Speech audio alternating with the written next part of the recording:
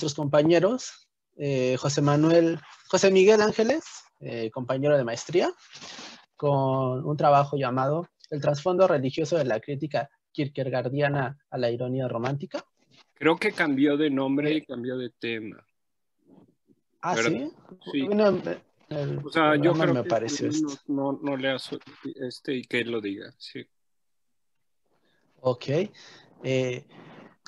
Mariano Chávez, integrante del doctorado, con su ponencia Wittgenstein frente al romanticismo, los colores y los juegos del lenguaje. Y finalmente, nuestro compañero del doctorado, Juan Ignacio Capozzi, con su ponencia Color Out of Space, Lovecraft Get y el color inaprensible. Vamos a iniciar con José Miguel. Adelante. Gracias, Juan Carlos. Bueno, como dijo el doctor Mendiola, renombré mi participación para hacerla más pertinente al coloquio. Y el trabajo que voy a presentar se llama Esbozos de una fundamentación analógico-realista de una teoría del color. Sin más, leo mi ponencia. Comienzo. Sitio de investigación comienza por la pregunta, ¿qué es? Ante el color tenemos un problema. El color parece ser un atributo físico inherente a las cosas materiales y que sus variaciones fenoménicas dependen simplemente de alguna variación natural. Desde el fisicalismo, esta condición natural que condiciona la variación del color suele asociarse con la luz.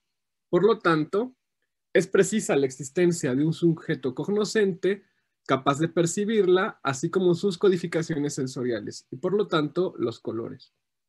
En este sentido, la percepción del color estaría condicionada a la relación sensorial a partir de la vista entre el sujeto y la luz bajo ciertas condiciones físicas. Sin embargo, esta explicación que podríamos llamar ingenuamente realista será insuficiente ante las demandas subjetivas del fenómeno del color, entre otras razones porque el color, como lo propone la teoría de Goethe, suele ir más allá de la llana explicación fisicalista del mismo a través de la relación entre la luz y el sujeto cognoscente a partir de sus posibilidades sensoriales, aunque Goethe no desprecia del todo una explicación materialista del color. Asimismo, la explicación realista ingenua del color no toma en cuenta la relación a nivel del lenguaje entre el fenómeno del color tomado como referencia y el nombre conforme al cual a la costumbre se nombra, ni, desde luego, tampoco los valores semióticos del color que trascienden su mera explicación fisicalista como fenómeno empírico, ni, desde una perspectiva que podría parecer completamente opuesta, las condiciones orgánicas del sujeto cognoscente que posibilitan la percepción del fenómeno del color. Desde una perspectiva realista instrumental suelen distinguirse dos aproximaciones al color. La primera se refiere al espectro óptico, que es la región del espectro electromagnético, que es la metrificación de la luz, que es perceptible para el ojo humano, la luz visible. Y este espectro corresponde a las longitudes de onda de entre 380 y 750 nanómetros, que son las visibles por el ojo humano en condiciones ordinarias. Por defectos de la vista, este espectro puede ampliarse o disminuirse. Físicamente, las longitudes de onda en interacción con la vista humana es lo que permite el fenómeno de los colores. Por lo mismo, sin órgano perceptor, la visión, es imposible la visión del fenómeno del color. Dentro del espectro electromagnético se distinguen longitudes de onda inferiores a 400 nanómetros y superiores a 750. Los inferiores son el ultravioleta y los superiores el infrarrojo, que superan el rango visible por el ojo humano, es decir, el espectro óptico, por lo que al menos ante la vista humana no pueden ser considerados colores. Sin embargo, dado que instrumentalmente se percibe la existencia de longitudes de onda superiores a 750 nanómetros, inferiores a 400, el espectro electromagnético no debe confundirse con el espectro visible. Bajo estas condiciones físicas, el color y sus variaciones corresponden a las distintas longitudes de onda codificables por la vista humana. Tales longitudes pueden ser medidas instrumentalmente por un espectroscopio. Aquellas que están dentro del rango de visión del ojo humano adquirirán color por la propia codificación orgánica de la vista humana. La segunda aproximación se refiere al fenómeno de la percepción humana. Esta pretende explicar cómo es que un sujeto cognoscente puede conocer por vía orgánica. En este caso, cómo es que la vista en el cuerpo humano, no reducida a la visión, puede codificar el color. Bajo esta explicación, el fenómeno del color depende por completo de la posibilidad sensorial del mismo. Sin embargo, explorar tal posibilidad sensorial no solo depende de condiciones externas materiales, sino también de internas mentales. Por ello, desde la filosofía de la mente, una aproximación al color debería pasar por el problema internalismo-externalismo. Esto implica también, entonces, un problema del lenguaje, pues las representaciones externas del color, para ser inteligibles, precisarían de un nombre.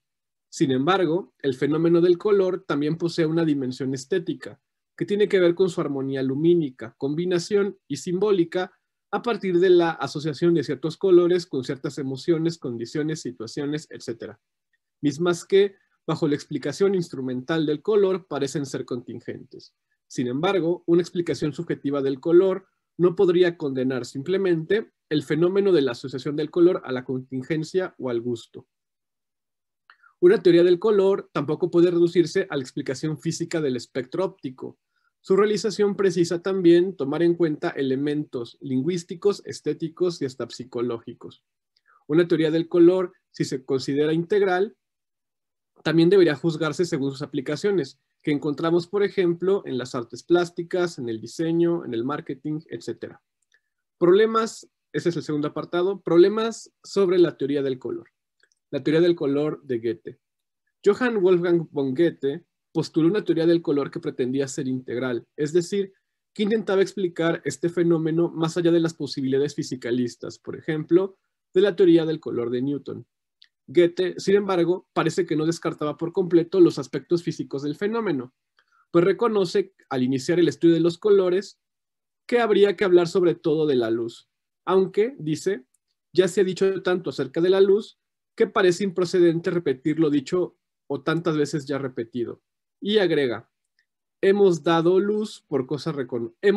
a la luz como una cosa reconocida. Por ello, parece que la teoría del color de Goethe subsiste una inquietud integral del color, aunque lo que es de su interés no es tanto la explicación en sí del color o de la fundamentación epistemológica rigurosa del conocimiento de los colores, sino más bien una descripción física y simbólica del fenómeno que pueda ser manejable para aquellos que utilizan el color, sobre todo los artistas, y que trascienda las explicaciones del mismo que solo parten del estudio físico de la luz, como es el caso de Newton. Para Goethe, los colores son actos y pathos, sufrimiento, y pertenecen en sus palabras en un todo a la naturaleza. Y en esa misma naturaleza, dice, quiere manifestarse por el sentido de la vista. Por esta razón, a su parecer, el ojo debe su existencia a la luz. Por ende, para comprender las inquietudes integralistas de la teoría del color de Goethe, será preciso saber qué entiende por naturaleza. En tal noción de naturaleza, nos parece, subsiste el fundamento metafísico de la teoría del color de Goethe, y en ello se encuentran sus principales compromisos ontológicos. No profundizaremos aquí en este fundamento metafísico ni en estos compromisos ontológicos, por lo que al abordar la teoría del color de Goethe, nos centraremos solo en su contenido descriptivo, sin abordar sus fundamentaciones. Por accidentes, Goethe clasifica los colores en fisiológicos, físicos y químicos. En esas categorizaciones, el autor del Fausto juzga los colores según su origen material, lo que también los sitúa en ciertas condiciones epistemológicas concretas. Los colores fisiológicos son aquellos, dice Goethe, que atañen por completo o en su mayor parte al sujeto, al órgano visual. Es decir, son aquellos que son creados por los ojos. A esto se asocian también los colores patológicos, que son los que existen en un estado anormal de la vista. Los colores fisiológicos son los que se dan respecto al ojo por las interacciones entre luz y oscuridad. En este sentido, la explicación de Goethe es fisicalista, pues dice que la retina se halla según se obre sobre ella la luz o la oscuridad en dos estados distintos, diametralmente opuestos el uno al otro. Estos colores, nos parece, pueden explicarse de forma idealista, pues su existencia depende de la existencia de un sujeto con una retina capaz de generarlos. Aquí surge un problema filosófico complejo. ¿Cómo podemos hablar de replicabilidad o de comunicación intersubjetiva de estos colores que se generan en los ojos? ¿Cómo se puede estar seguro de que los colores fisiológicos siempre son percibidos de la misma forma si dependen por completo de las condiciones de posibilidad de percepción del sujeto? Los colores físicos son aquellos, dice Goethe, cuya producción requiere de ciertos medios materiales, por lo que estos colores, a diferencia de los patológicos, son generados en la retina por causas exteriores al ojo. Por lo tanto, estos colores existirán independientemente de la existencia de un sujeto que los perciba, por lo que podrían ser englobados en un paradigma realista. Lo mismo sucedería con los colores químicos, que se generan a partir de la combinación de sustancias. La existencia de estos colores, salvo en aquellos que no existan por alguna interacción humana, tampoco dependerían del sujeto. Sin embargo, estas anotaciones en torno al origen de los colores no nos dan una teoría del color, sino simplemente una categorización del fenómeno por su origen, aunque, vistos desde la epistemología, plantea horizontes interesantes en torno a los problemas ontológicos del color. Por ejemplo, respecto de los colores fisiológicos, si existen por acción de la retina, ¿cómo es que son enunciables? ¿Qué margen de intersubjetividad al respecto tenemos? Y si es así, al existir solo como impresión subjetiva, ¿qué estamos nombrando cuando nos referimos a ellos? No sucedería lo mismo con los físicos y con los químicos, pues al existir independientemente de la experiencia del sujeto, son referencias, por lo que el nombre y el sentido sí está en relación con algún elemento real. En este sentido, desde el paradigma quainiano, aquello que Goethe describe en esta parte de su teoría del color es una suerte de ontología, pues sitúa la existencia del color delimitándolo en un todo. Empero, la teoría del color de Goethe no tiene como intención hacer una ontología ni una epistemología del color, pretende una teoría integral que las asuma, aunque parece ser que para el autor del Fausto, lo más importante es encontrarles una aplicación a sus hallazgos en torno al color. Por ello su inquietud por lograr una teoría aplicable al arte. Dice Goethe, cito, el color considerado como elemento del arte puede ser puesto al servicio de los más elevados fines estéticos. Fin de la cita. De aquí surge su tipología del color a partir del contraste desde lo que él llama el más y el menos, que desde distintas polaridades propone como antinomias análogas a sus ejemplificaciones del color. Por ejemplo, la combinación amarillo-azul es análoga a luz-sombra o cercanía o lejanía. Los contrastes que propone en su círculo cromático a partir de la complementariedad del color es el fundamento de las diversas teorías para la pintura que considera deberían conocer los artistas. Por ejemplo, que el verde es estéticamente complementado combinatoriamente por el morado y viceversa. Pero Goethe no termina aquí su teoría. También considera que el color tiene un efecto sensible moral, donde la moralidad se asocia a las costumbres que a su vez se relacionan con cierta noción de desarrollo o progreso. Goethe a cada color le da una relación moral que a su vez asocia con valores estéticos, lo que implica un juicio estético. Por ejemplo, el amarillo, que considera que es el color más próximo a la luz, causa una impresión, según Goethe, decididamente grata y confortante, pero a su vez, cuando es mal empleado, termina en una desgracia estética. Por ello juzga que vestir de colores vistosos es propio del mal gusto, que es propio de los pueblos primitivos, de las personas incultas y de los niños. Estos juicios también los hará sobre aquellos que utilizan el rojo anaranjado como color principal de expresión o que mezclan colores no combinatorios. Inclusive argumenta que hay predilecciones de pueblos por ciertos colores que asocia con su nivel de civilización.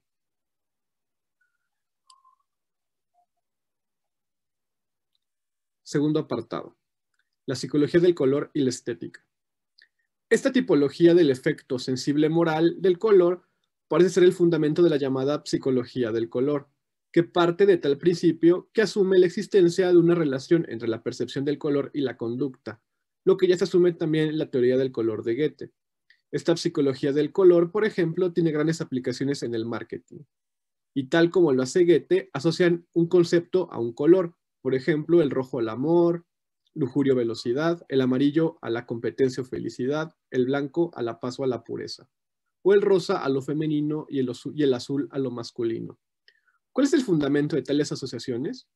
Según la psicología del color, el comportamiento humano expuesto ante tantos colores. según otros conocimientos, las condiciones culturales que se repiten por costumbre. Por lo que, a partir de esta segunda consideración, tales explicaciones son contingentes. Así es que, en estos casos, parece que todo se debe a una suerte de construcción social que logra generalizarse a partir de la costumbre, no de un fundamento primero. Por esto, o al menos en este caso, el color se considera un signo que refiere analógicamente a otra realidad. Por ello, consideramos que en este caso estamos hablando de una semiótica del color o de una hermenéutica. Por ejemplo, como en un semáforo, el verde significa siga o el rojo alto y el ámbar precaución. Pero, ¿cómo es que socializa el color tomando como signo no verbal a una referencia? Desde la psicología del color por la propia naturaleza humana, desde la psicología del color por la propia naturaleza humana, desde otras consideraciones por la costumbre. Aquí encontramos el clásico problema de la fuente de los nombres del lenguaje, que tiende al naturalismo. El nombre contiene la cosa unívocamente al nominalismo, los nombres son completamente arbitrarios y pueden ser utilizados equívocamente, o al realismo. Los nombres son dados por costumbre, pero se refieren analógicamente a entidades existentes. Como sea, a nivel del lenguaje, desde una filosofía del lenguaje realista, los nombres de los colores no equivalen al color, pero tampoco son contingentes. Son más bien signos análogos en una función de una percepción subjetiva que es comunicable lingüísticamente. Las referencias de los colores, por ejemplo, están limitadas al espectro visible, mismos que hoy se encuentran instrumentalmente codificados dentro del Pantone. Por ende, todos los matices dentro del espectro lumínico pueden ser nombrados. Sin embargo, su nomenclatura se reduce a códigos que varían según se modifique la posición del color en el espectro óptico. En este sentido, el color se asocia unívocamente a un nombre a partir de un código, lo que precisa la ubicación de la tonalidad en el espectro óptico, pero limita su uso semiótico, por lo que el verde bandera puede ser sinónimo analógicamente al Pantone 7726 CP. Un ejemplo análogo sería cuando en química le llamamos sal de mesa a una referencia, término análogo, que también puede ser llamada cloruro de sodio, término unívoco. Si bien son sinónimos, un término es más unívoco que otro y se debe a una nomenclatura que limita a partir de metrificaciones instrumentales su rango de denominación. Esta es la razón de que es un hecho de que todas las tonalidades posibles del color en el espectro visible quepan en un código Pantone, aunque no por ello se agote el problema filosófico del color, aunque pareciera que, a nivel del lenguaje, limitándonos simplemente a lo que puede ser enunciado de manera realista, quedaría solucionado el asunto a partir de una explicación que relacione el código nombre-signo asignado a la referencia dentro del espectro cromático. También es posible cuando desde un código, nombre unívoco, puede pasarse a un nombre analógico o equívoco, que podría ser arbitrario y no necesariamente relacionarse con una emoción o situación como lo proponen algunas teorías del color. Eso también sucede con los colores que nombramos habitualmente. Azul, por ejemplo, cuyos nombres solo tienen sentido en relación con la realidad que refieren, el fenómeno del color, que para ser explicados requieren de la experiencia sensorial. En la distinción de las referencias parece ser que se encuentra también el límite del Pantone en la experiencia subjetiva, el límite del lenguaje, en la experiencia subjetiva. Una persona ciega, por más que pretenda conocer lo contenido en el Pantone, está imposibilitado de ello, pues hemos visto que la existencia del color depende de nuestra interacción con el espectro electromagnético visible, que depende de la vista. Inclusive, una persona ciega de nacimiento tendrá imposibilitada cualquier concepto del color, si es que los conceptos dependen de la experiencia sensorial. La existencia de personas a las que les sea inaccesible no niega la existencia del color. Sin embargo, también para aquellos que posean la vista es imposible la experiencia del mundo sin colores, o de cómo sea la experiencia subjetiva de la ceguera. Empero, este problema rebasa los límites de la filosofía del lenguaje y apela a los fundamentos de esta y también del conocimiento, por lo que estaríamos hablando de un problema ontológico. Ya para terminar, hacia una teoría analógica integral del color. Vistas tales complejidades filosóficas en torno al color, parece que los problemas al respecto, si queremos proponer una teoría integral del mismo, no se agotan. Sin embargo, parece que previamente deberíamos de marcar el problema filosófico del color ontológicamente. Esto implica hacer distinciones, por ejemplo, entre los aspectos del color como fenómeno natural, que pueden explicarse materialmente a partir de un paradigma instrumental, y los aspectos simbólicos del color que no son reducibles al primero. También dentro de cada distinción sería preciso demarcar los problemas y enunciar el paradigma ontológico desde el cual se propone la explicación. Por ejemplo, cuando hablamos del espectro óptico, debemos enunciar que existe materialmente, porque el espectro electromagnético puede ser medido instrumentalmente y que lo visible del mismo corresponde a longitudes de onda metrificables. Lo mismo sucede aquí con el Pantone, que encuentra su fundamento en la misma cuantificación del espectro. Aquí, por ejemplo, se apela a un paradigma instrumental. Empero, como hemos visto, esto no es suficiente para una teoría del color que debería tomar en cuenta otros aspectos, por ejemplo, semióticos y estéticos, aunque si queremos ser consecuentes con nuestra premisa, también sería necesario demarcar el todo que precisa explicar una teoría del color. Por lo tanto, también deberíamos considerar un paradigma de la explicación que pretende dar nuestra teoría. ¿Cuáles son esas preguntas al respecto del color? Este todo, siguiendo un paradigma holístico quiniano, debería ser delimitado y podríamos llamarle ontología del color. Insistimos, desde este mismo paradigma debería explicitar los compromisos ontológicos desde los cuales pretende sostener el almacén explicativo de la teoría del color, no reducida a los aspectos materiales y metrificables del espectro visible. Nos parece que una teoría analógica del color a nivel del lenguaje sería previa a una teoría holística. Primero deberíamos delimitar semánticamente a qué nos referimos por color y por color X para mostrar los usos unívocos y equívocos de tal nombre, color.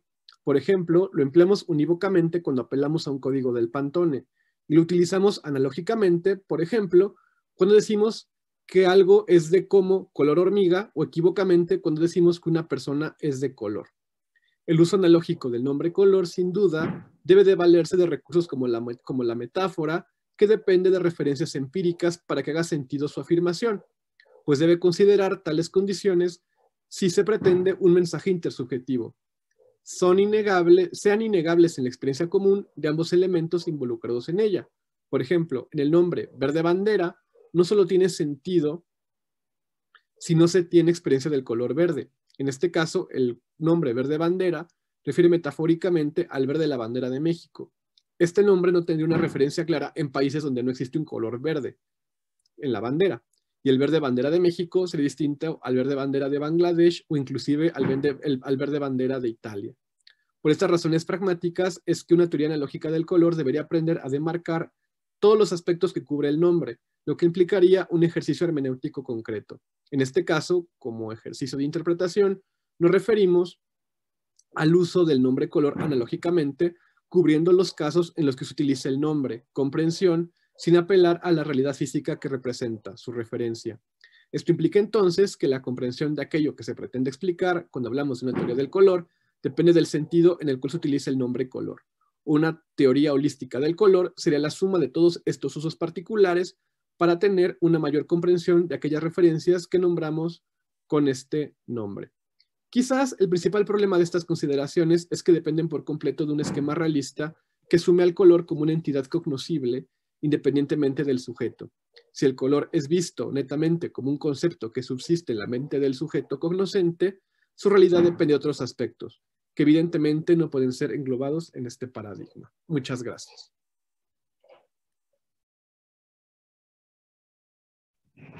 Muchas gracias, José Miguel, por tu ponencia. Las preguntas las vamos a dejar para el final. Ahora le cedo la palabra a Mariano. Mariano, ¿estás ahí?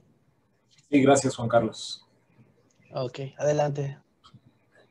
Muchas gracias. Mi ponencia se titula Wittgenstein frente al romanticismo, los colores y los juegos del lenguaje. Y para desarrollar esta ponencia lo hago en tres partes. En el primer apartado, lo que quiero hacer es desarrollar el tema de la simplicidad del lenguaje frente al romanticismo, es decir, un poco la postura de Wittgenstein en cuanto al lenguaje y cuál es la relación que guardaría con el romanticismo. En el segundo apartado, algunos aspectos generales de la teoría de los colores de Goethe Y finalmente, algunos comentarios a propósito de los dos temas anteriores. Entonces, sin más, voy a comenzar con el primer apartado, que sería la simplicidad del lenguaje frente al romanticismo. Y para desarrollar este apartado, nada más comento, sería también, en este primer apartado, haría un recorrido histórico de cuál sería el contexto en el cual se está desarrollando toda la postura de Wittgenstein con respecto al lenguaje. Y bueno, comienzo. Referirse al contexto de Wittgenstein nos obliga a retomar conceptos como modernismo e incluso una referencia a lo que fue el Círculo de Viena. Si bien lo que se conoce como modernismo se refiere especialmente a un movimiento en arquitectura, también es posible ubicar una influencia en el denominado Círculo de Viena. ¿Qué tendrían en común la Bauhaus y el empirismo lógico?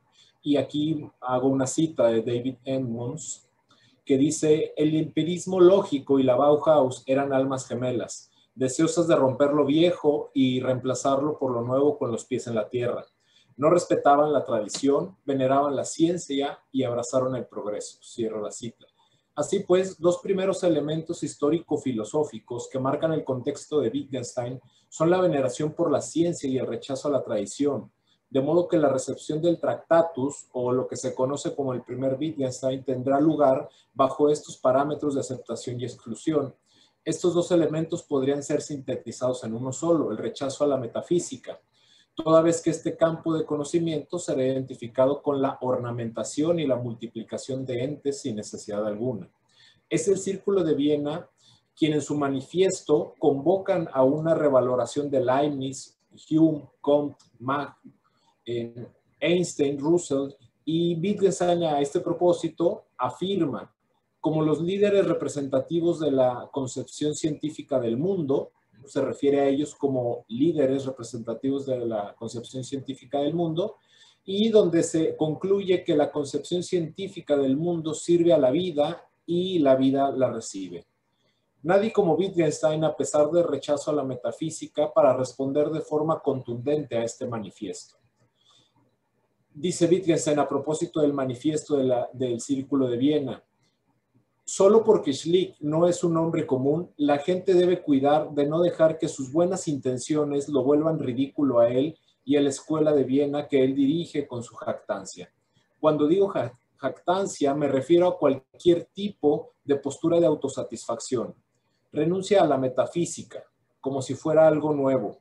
Lo que ha logrado la escuela de Viena debería mostrarlo, no decirlo. Cierro la cita. Tal parece que esta actitud de Wittgenstein considera arrogante,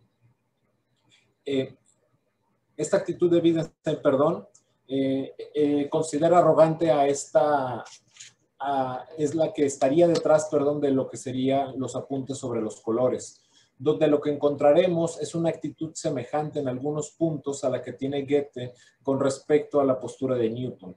Quizá esta sea la razón por la cual sus ideas acerca de los colores las considerará a partir de los juegos del lenguaje, es decir, las encontraremos posterior al segundo Wittgenstein. En sus inicios apunta lo siguiente, y abro una pequeña cita: un juego de lenguaje reporta si un determinado cuerpo es más luminoso u oscuro que otro, pero ahora hay uno relacionado. Establece la relación entre la luminosidad de determinadas sombras del color. Cierro la cita. Así, en las investigaciones filosóficas nos adelantaba con respecto a los juegos de lenguaje lo siguiente, y abro una cita de las investigaciones: ¿qué hay de las muestras de color que A le presenta a B? ¿Pertenecen al lenguaje? Bueno, como se quiera. No pertenecen al lenguaje de palabras, pero si le digo a alguien pronuncia la palabra la, contarás esta segunda, la, también dentro de la oración. Y sin embargo, juega un papel enteramente similar al de una muestra de color en el juego del lenguaje. A saber, es una muestra de lo que el otro debe decir. En este sentido, se comienza a apuntar a que el lenguaje no solo consiste en dar nombres a objetos o seres humanos, sino también a formas, colores, estados de ánimo y a los mismos números. Nombrar es algo similar a fijar un rótulo en una cosa. Así, en los apuntes sobre los colores, lo que se evidencia es un enfoque alternativo al cientificista que está en boga durante su época. de la mano del Círculo de Viena. Este otro enfoque recurre a un método fenomenológico que no plantea una hipótesis por investigar y comprobar, mucho menos unas premisas que funjan como puntos de partida, sino que recurre directamente al fenómeno. Quizás así se entienda mejor por qué la respuesta contundente al manifiesto del Círculo de Viena, que es mostrar y no decir. Él mismo señala en los apuntes sobre los colores: de hecho, no existe la fenomenología, pero hay problemas fenomenológicos. Por esta razón, la teoría de los colores de Goethe no será tenida como una verdadera teoría, ya que nada puede ser predicho por medio de ella. En otras palabras, nada puede ser buscado fuera de lo que se muestra, y así solo es posible encontrar la naturaleza del color. Y aquí abro una cita al respecto. Y aquí naturaleza no significa una suma de experiencias con respecto a los colores, sino que es ser enemigo de los conceptos de color. Cierro la cita. Diana Soeiro afirma al respecto: estamos ahora lejos de un enfoque psicológico sobre el color y más lejos todavía de uno físico. El enfoque de Wittgenstein y Goethe se trata del concepto de fenómeno del color, y para Wittgenstein eso significa detenerse en la lógica de los conceptos del color. Cierro la cita.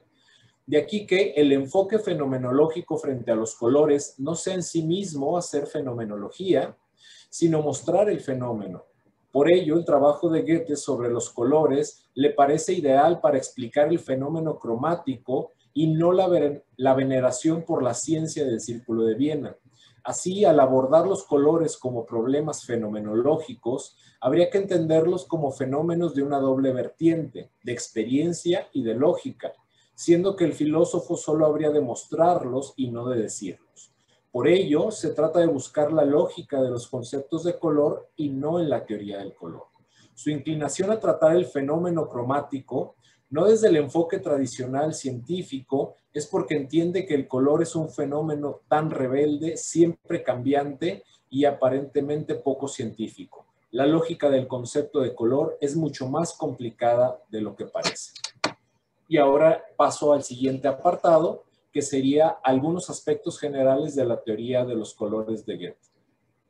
Para tratar este punto, me centraré en aquellos puntos que se han considerado semejantes o claves para comprender la relación entre las ideas de Goethe y Wittgenstein con respecto a los colores. En primer lugar, habría que señalar que el punto de partida es una crítica hacia la concepción científica del mundo de su época, específicamente hacia el modo de entender la luz en la teoría de Newton. De modo que va a tratar el fenómeno del color tratando de construir el fenómeno en su totalidad. Así tendrá que tratar todas nuestras creencias sobre el color, la manera en que hablamos del color, lo que entendemos cuando alguien me habla del color. Dar cuenta del fenómeno en su totalidad implica una tarea ardua, tal como lo apunta Goethe, y abro aquí una cita. El deseo de conocimiento se estimula primero en nosotros cuando fenómenos notables atraen nuestra atención. Para que esta atención sea continua, es necesario que sintamos algún interés en ejercitarla, y así gradualmente nos familiarizamos mejor con el objeto de nuestra curiosidad. Durante este proceso de observación, observamos al principio solo una gran variedad que presiona indiscriminadamente nuestro punto de vista. Nos vemos obligados a separarnos, a distinguir y de nuevo a combinar, por cuyo medio surge al menos un cierto orden que admite ser encuestado con más o menos satisfacción. Cierro la cita. En primera instancia, Goethe clarifica que la captura del fenómeno no es momentánea y tampoco podría ser reducida a la captura de uno de sus elementos. Así, la teoría de los colores es ante todo una descripción que intenta dar a conocer el fenómeno en su totalidad y no solo reducirlo a la luz tal como lo haría Newton. Es aquí donde podríamos señalar un punto de unión entre Wittgenstein y Goethe, quienes apelan en sus respectivas épocas a no reducir los fenómenos, o lo que sería prácticamente lo mismo, a no hablar y decir de los fenómenos, sino mostrarlos. En este sentido, las obras de uno y otro respecto a los colores son ese intento por dar cuenta de ellos mismos. En esta complejidad que implican los fenómenos, aparece en Goethe la oscuridad como elemento y condición de posibilidad de los colores, y no solo la luz como en Newton. Es además un intento por tratar todas nuestras creencias sobre el color, la manera en que hablamos del color, lo que entendemos cuando alguien me habla del color, para lo cual es necesario dejar de lado las matemáticas en aras de capturar la cualidad, es decir, quiere encontrar la totalidad tratando todas las partes. Y puesto que nunca podríamos estar seguros de estar tratando todas las partes, por ello se implicará un desarrollo histórico. Por esta razón, también es necesario entonces hablar de la oscuridad. Al respecto, Goethe afirma lo siguiente, y abro una cita: de la misma manera que la retina generalmente se ve afectada por el brillo y la oscuridad, también se ve afectada por objetos únicos, brillantes u oscuros. Si la luz y la oscuridad producen resultados diferentes en toda la retina, los objetos en blanco y negro vistos al mismo tiempo producen los mismos estados juntos que la luz y la oscuridad ocasionan sucesivamente. Cierro la cita. Hablar de la oscuridad implica hacer a un lado la visión reduccionista de la luz y las matemáticas para comprender el fenómeno. Podría afirmarse que la propuesta de Goethe es una teoría que sea hermenéutica y no una explicación, es decir, una propuesta a partir de la cual sea posible crear sentido y que no se reduzca a la explicación de causa-efecto, sino que dé cuenta del fenómeno en su totalidad. En otras palabras, que muestre el fenómeno. Otro punto importante para mencionar es que esta teoría, al implicar una no reducción del color a las matemáticas, implica incluso la ceguera, o quien la padece podría estar incluido relacionando los colores con la contingencia, y esta no se podría pensar de mano de las matemáticas, pues estarían excluyendo todos los demás intereses en relación con los fenómenos. Quedarse solo con las matemáticas es quedarse solo con una parte. En este sentido, es posible encontrar una propuesta romántica de cara al acercamiento con el fenómeno del color. Dejar de lado algo que las matemáticas no pueden ver. Lo irrepetible no lo puede ver las matemáticas. Lo único que le interesan a las matemáticas es lo repetible. Para Goethe, por ejemplo, las matemáticas no podrían pensar la muerte, pues aspiran a la eternidad. Del mismo modo, tampoco podrían aspirar a explicar el fenómeno de los colores, porque estos también son contingentes por una característica esencial al fenómeno cromático, que es la oxidación. Justamente las matemáticas serían incapaces de dar cuenta de ello. Y finalmente paso a un apartado donde hago algunos comentarios a propósito de la propuesta de Wittgenstein y de Goethe sobre los colores. La visión romántica y el rechazo a la concepción científica del mundo que comparten Goethe y Wittgenstein respectivamente parece unirlos en el corazón de la crítica hacia las actitudes científicas de su tiempo. En el caso de Goethe, se encuentra un claro rechazo a la postura de Newton, en la cual se sostendría que el fenómeno de los colores solo podría tener lugar por la refracción de la luz. Ante esta postura, Goethe antepone el papel de la oscuridad con la intención de mostrar el fenómeno en su totalidad, con la compleja red de relaciones que lo conforman desde la retina hasta las normas morales. La teoría de los colores que nos ofrece va encaminada también a construir el significado de las metáforas que tienen lugar junto con el fenómeno cromático, es decir, de la creación del significado que hacemos una vez acaecido el acontecimiento. Este significado se construye a partir de los símbolos que en última instancia se convierten en la forma en cómo hablamos de los colores y cómo damos cuenta de los datos sensoriales que son parte de la construcción. De este modo, para Goethe, dar cuenta del fenómeno en su totalidad solo es posible en primera instancia a partir de una descripción, tal como lo hace en la teoría de los colores, siempre y cuando se haga desde las analogías, lo cual implica que los símbolos solo servirán como si se estuvieran refiriendo a los colores. La analogía que utiliza al respecto es la electricidad, la cual no existe y no es nada y solo es entendida a razón de que entendemos la polaridad de positivo y negativo. Del mismo modo entendemos los colores, como más o como menos. Esta polaridad que solo habla de positivo y negativo se traduce no solo en estos símbolos, sino en el lenguaje moral de los colores o la moralidad de los colores. La creación de sentido no es ajena a la moralidad, está expresada en cada cosa que decimos. ¿En qué se distinguen el enfoque de la concepción científica del mundo y el enfoque de Wittgenstein en cuanto al fenómeno de los colores?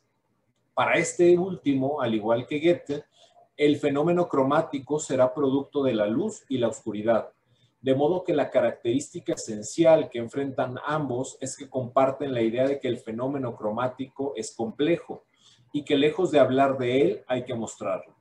En este punto vale la pena anotar que si en Goethe dar cuenta del fenómeno cromático solo es posible desde la analogía, en Wittgenstein, en cambio, para dar cuenta del fenómeno cromático es necesario recurrir también a la lógica, o más preciso, es necesario dar cuenta de la lógica de los fenómenos, lo cual es una empresa compleja. Teniendo esta primera aclaración, es posible entender por qué Wittgenstein postula que los colores son, en realidad, un juego de lenguaje, es decir, en tanto que juegos de lenguaje poseen una lógica que hay que mostrar y no hablar de ella o intentar predecir. De aquí que, como lo enuncia en los apuntes sobre el color, la teoría de los colores de Goethe no sea en realidad una teoría, pues no alcanza a predecir, sino a mostrar. Asimismo, Wittgenstein plantea una distinción crucial entre lo empírico y la lógica. De ahí que para hablar del fenómeno no basta con la descripción, sino que es necesario mostrar la lógica del fenómeno, o más preciso todavía, la lógica del juego del lenguaje. En este sentido, al hablar de la luz en relación con el fenómeno cromático, afirma que la primera es análoga a los números en tanto que carecen de color. De ahí que comparte la misma postura que Goethe en cuanto a su negativa por conceder la idea newtoniana de que la luz es el origen de los colores. Por otro lado, la lógica de los colores será establecida o análoga a la lógica de los conceptos. ¿Por qué hablar de la necesidad de encontrar y mostrar la lógica, no las matemáticas, de los fenómenos? En primer lugar, parece que las matemáticas son un juego más de lenguaje y no son suficientes para mostrar el fenómeno cromático. Pero también porque solo a través de la lógica es posible encontrar puntos de unión y o analogías entre los diferentes juegos del lenguaje y cómo estas uniones dan lugar a redes de sentido cada vez más complejas, de las cuales las matemáticas no podrían dar cuenta o no podrían ser reducidos a aspectos únicos como la luz. Un ejemplo que aclararía esto en el modelo de urbe actual es el semáforo. Pensemos en este dispositivo simbólico que regula el tránsito en las calles por medio de los colores, pero que al mismo tiempo puede ser interpretado por el daltónico, que no distingue los colores de la misma manera que el promedio de los ciudadanos. ¿Por qué el daltónico puede conducir un automóvil sin temor a cruzarse cuando el semáforo se lo impida? Porque la lógica de los colores se ha unido a un punto lógico de colocación, de modo que la luz encendida que permite el cruce o no está ubicada en el mismo lugar independientemente del color. Este es un claro ejemplo de cómo a través de la lógica se unen diferentes juegos del lenguaje, posibilitando incluso la moralidad de los colores. De modo que si te pasas el rojo, ya estarías faltando a una norma moral ciudadana. Como un romántico ha logrado un acuerdo con un filósofo del lenguaje, no solo por el carácter detractor hacia la metafísica o hacia la tradición, sino ante todo por el rechazo a la concepción cientificista, matemática del mundo, es decir, el rechazo a la visión reduccionista del mundo. Por otro lado, el acuerdo también tiene lugar por la posibilidad de unir la lógica de los fenómenos por medio de la analogía y a partir de ello crear sentido. Así, el mundo, antes que ser matemático, es un mundo lógico, y mostrarlo y comprenderlo no resulta algo sencillo. Desde la concepción científica del mundo parece que se reduce el fenómeno, mientras que tanto el romántico como Wittgenstein pretenden dar cuenta del fenómeno en su totalidad. De ahí la advertencia hacia el círculo de Viena y el posible ridículo al decir, pero no mostrar el fenómeno. Goethe ha mostrado el fenómeno, aunque no se pueda predecir nada de ahí. Muchas gracias. Muchas gracias, Mariano, por tu excelente presentación. Bueno, vamos a pasar a la última. Le toca a nuestro querido Ignacio. Ignacio, si quieres empezar. Muchas gracias. Buenas tardes. Siempre me toca hasta el final, no sé si eso es bueno o malo, pero pues vamos a darle. Okay. Mi texto es sobre Lovecraft, sobre un cuento en específico, y pues, relacionado con la teoría de los colores de Goethe. Entonces, pues comienzo. El presente texto se propone como una lectura hermenéutica de la obra literaria de H.P. Lovecraft, específicamente el cuento El color que cayó del cielo, desde la teoría cromática de Johann Wolfgang von Goethe. La exploración hermenéutica estará centrada exclusivamente en el color que da título del cuento mencionado, tal y como lo describe Lovecraft, y la información que del mismo se puede extraer. Como tal, se utilizarán únicamente los datos proporcionados por Lovecraft en el cuento, obviando factores tales como su estilo y género literario. Esto en favor de la brevedad del presente ejercicio y dejando estos elementos para un futuro análisis. El color que cayó del cielo es un cuento escrito por Lovecraft, publicado en 1927. La historia se desarrolla en la zona rural del pueblo ficticio de Arkham. En el relato, la granja en la que vive la familia Gardner se ve envuelta en una serie de eventos supernaturales después de un impacto de meteorito en las cercanías. Del mismo surgen glóbulos de un color indescriptible y preternatural que gradualmente invade como una infección el área circundante, incluida la granja de los Gardners. El relato se desarrolla desde el punto de vista de un inspector de tierras que llega al lugar una vez transcurridos los fatídicos sucesos. Comenzamos a tomar, mientras se continúa la recapitulación del cuento, fragmentos que iluminen acerca de las características del color que Lovecraft describe. La primera indicación acerca de la existencia de un color fuera de nuestro espacio se da en cuanto el inspector llega a las ruinas de la granja. Y aquí cito Lovecraft.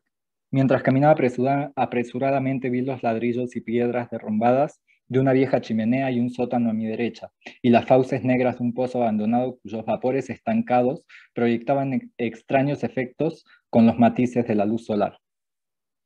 En esta instancia se adjudica la rareza del color a un efecto óptico. Desde este punto se puede comenzar a trazar un paralelo entre la descripción de Lovecraft y la teoría de Goethe, en la que los medios turbios como el vapor y los polvos minerales pueden provocar distorsiones en la proyección de la luz y generar cromatismos aberrantes. La siguiente pieza de información que se presenta parte de una descripción del meteorito ya mencionado. En un yunque era altamente maleable. En la oscuridad de su luminosidad era, en la oscuridad su luminosidad era muy marcada. Negándose obstinadamente a enfriarse, pronto tuvo la universidad en un estado de verdadera excitación. Y cuando al calentarse ante el espectroscopio mostró bandas brillantes que no se parecían a los colores conocidos del espectro normal, se habló mucho de nuevos elementos, extrañas propiedades ópticas y otras cosas que los hombres de ciencia desconcertados suelen decir cuando se enfrentan a lo desconocido. Cierro cita ahí. Ya se hace en este punto una descripción que podría ser llamada, atendiendo por supuesto al carácter literario de la obra, científica. Se hace mención del espectro cromático para inmediatamente aclarar que el color en cuestión se encuentra fuera de este espectro. Es claro entonces que tampoco se podrá hallar este color dentro del círculo cromático propuesto por Goethe. Esto será de importancia para el análisis posterior. Sin embargo, se pueden extraer más características descriptivas, aunque sean, como lo enuncia el texto, por medio de analogías. El color, que se parecía a algunas de las bandas del extraño espectro del meteoro, era casi imposible de describir, y fue solo por analogía que lo llamaron color. Su textura era brillante, y al tocarla parecía prometer tanto fragilidad como vacío. ¿Es solo una cita? Otra de las características de este color es su impacto sobre el estado anímico. Tanto en los primeros científicos que se aproximan al fenómeno como en la familia Gardner misma, el color comienza a provocar alteraciones en ánimo y carácter. Esto es coincidente con la teoría del efecto sensible moral del color, y es esta misma parte de la teoría del color la que ayudará a descifrar el color del que habla Lovecraft. Al respecto del mismo y el mencionado efecto, se explica que el cambio de la familia comienza a ser negativo y llegan con la exposición. Para esta reserva o melancolía no se pudo encontrar ninguna causa, aunque toda la familia... Esto es una cita, perdón. Para esta reserva y melancolía no se pudo encontrar ninguna causa, aunque toda la familia confesaba que de vez en cuando el empeoramiento... de vez en cuando el empeoramiento de su salud y un sentimiento de vaga inquietud. Cierro cita ahí. Eventualmente, el antinatural color comienza a colarse por la tierra de la vegetación y a la cosecha de los Gardner. El primero en notar esto es uno de los vecinos. Abro cita.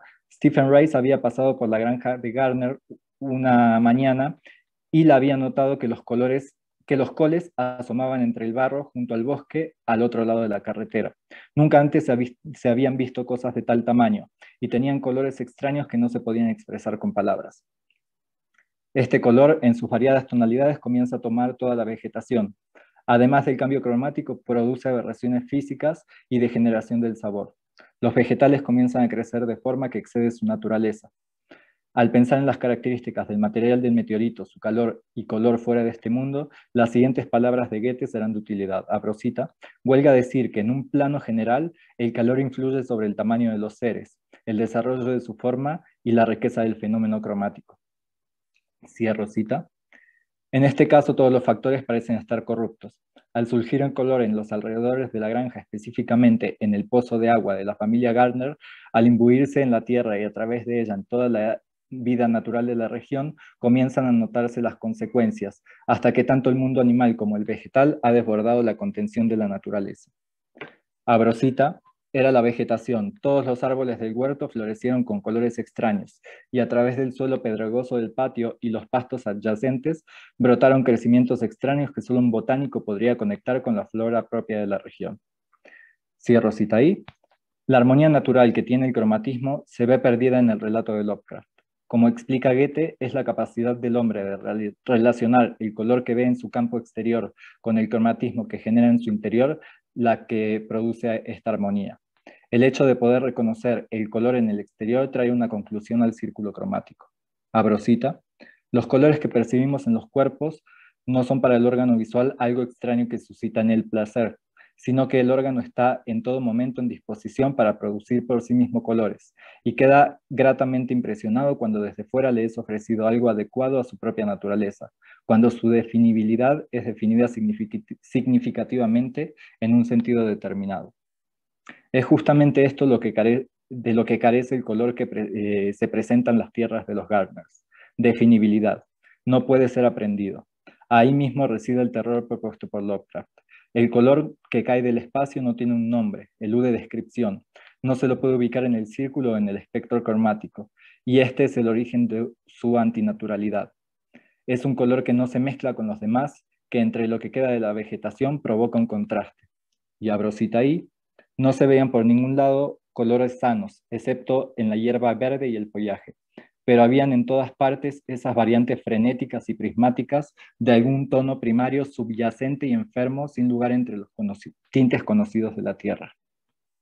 Contra el verde que resta de la vegetación, verde que Goethe nombra la culminación de la armonía, el color indescriptible como contraste que llegó de un espacio ajeno al humano. Lo que pone en juego Lovecraft es la armonía, la culminación de los colores, reemplazada por un color que nunca se termina de definir. El azul y el amarillo, explica Goethe, tienen su culminación como mezcla en el verde. Al completarse en una mezcla perfecta el uno al otro, provocan una sensación de armonía en el ojo humano que desencadena en bienestar. Y abro cita. El hecho de que dos fenómenos derivados de una misma fuente no se neutralizan en la mezcla, sino que se aunan en un tercer ente sensible que impresiona gratamente nuestra retina, sugiere desde luego una armonía. Comprensible es entonces que el color de Lovecraft, al pertenecer a un orden cromático completamente distinto al conocido, eluda su combinación con este, se encuentre por lo tanto inalcanzable a la comprensión humana, y que por esto provoque su efecto contrario a la armonía recién descrita. Esta hipótesis encuentra un punto a favor si recordamos que Lovecraft lo llama un color primario subyacente enfermo sin lugar entre los tintes conocidos de la Tierra. Además de su imposibilidad de ser aprendido, otra característica del color fuera de este espacio es que posee su propia luminosidad. Como explica Goethe, los colores son una manifestación de la relación luz-oscuridad y como tales nacidos de esta relación. Otros intermediarios para la manifestación de fenómenos cromáticos pueden ser el calor y el frío, diferentes medios opacos y transparentes, entre otros. Sin embargo, en el único punto que comparte con la teoría newtoniana es que el color es un producto de la luz. Esta jerarquía se ve invertida en el caso de Lovecraft. Aquí los seres que padecen de la invasión del color toman un brillo propio, ajeno al sol, la luna o los astros. Abrosita, la noche era oscura y las luces de las lámparas tenues, pero alrededor de una granja en el valle que todos sabían por el relato que debía de ser de Nahum, la oscuridad había sido menos espesa. Una luminosidad tenue distintiva parecía imbuir a toda la vegetación, hierba, hojas y flores por igual, mientras que en un momento una pieza desprendida de la fosforescencia pareció moverse furtivamente en el patio cerca del granero. Cierro cita. Eventualmente, incluso los integrantes de la familia Gardner cobran un brillo que recuerda el color que invade a su granja, y lentamente comienzan a perder la cordura y la salud. La esposa e hijo del dueño de la granja deben ser encerrados en un ático cuando se vuelven impredecibles y peligrosos. El hijo menor alterna entre episodios de manía y catatonia, y el señor Gardner, aunque es quien más resiste las alteraciones provocadas por el fenómeno cromático, se encuentra en un estado de permanente exaltación. Con esta información se puede realizar una conjetura en torno al color fuera del espacio. Al menos comenzar a ubicarlo análogamente, como ya se ha dicho, en el círculo cromático. Goethe explica en la teoría de los colores que el círculo cromático puede ser dividido en colores derivados del azul y colores derivados del amarillo. Todos los colores de los que está compuesto el círculo cromático son productos del azul y amarillo en su aumento de intensidad hasta el rojo, y por una unión entre ambos para producir el verde. Los colores que se originan en el aumento del azul al rojo serán los colores llamados fríos. Estos son colores que suscitan inquietud en el hombre. Se relacionan con el anhelo, pero también con el vacío y el frío. Sin embargo, como hemos mencionado varias veces, el calor, la producción de nueva vida, aunque corrupta, son características importantes del color de Lovecraft. El otro lado del espectro, los surgidos del amarillo, los destaca Goethe por su vivacidad. Estos son colores más cercanos a la luz, lo cual coincide con la luminosidad inherente del color fuera de este espacio que ya se ha hablado. En cuanto al amarillo y el amarillo rojizo, Goethe los relaciona con la vivacidad y la alegría. Incluyen estos colores el oro y destaca la pureza que transmite el amarillo en estado primario. Agrega, sin embargo, que estos colores, entre menos puros, con más defectos en su producción, más desagradables se volverán a los humanos. Y al respecto del rojo amarillento, y es aquí donde podría trazarse una analogía con el color fuera del espacio, explica. Si se mira fijamente una superficie colorada de rojo amarillento, parece que el color penetrara en el órgano cual taladro. Causa un shock tremendo y produce este efecto aún en grado avanzado de oscuridad. Los animales se inquietan y se encolerizan a la vista del pañuelo rojo amarillento. Y he conocido a personas cultas que no podían soportar el encontrarse en un día gris con un hombre vestido de una levita de color escarlata. Ahí están los elementos, un brillo que se puede percibir incluso en la oscuridad, la exaltación que provoca en quien lo observa, incluso la forma en que el color invade la visión. Una pieza de información adicional, ajena al texto de Lovecraft en cierta medida, pero interesante pese a su carácter de trabajo derivado, es la película que fue estrenada en 2019 en torno a este trabajo, del título Color Out of Space. El color en esta producción ha sido identificado, en vistas de la necesidad cinematográfica, con un rojo azulado o rosáceo. Esta representación permite una nueva interpretación desde la teoría de Goethe. Conforme el azul, al subir de intensidad, se encuentra y transforma en el rojo más puro, la exaltación que describimos como colindante en el otro lado del espectro, la del rojo amarillo, pierde vivacidad. Sin embargo, la inquietud primordial, privado de toda vivacidad, permanece y se torna en lo que Goethe llama excitación exenta de alegría.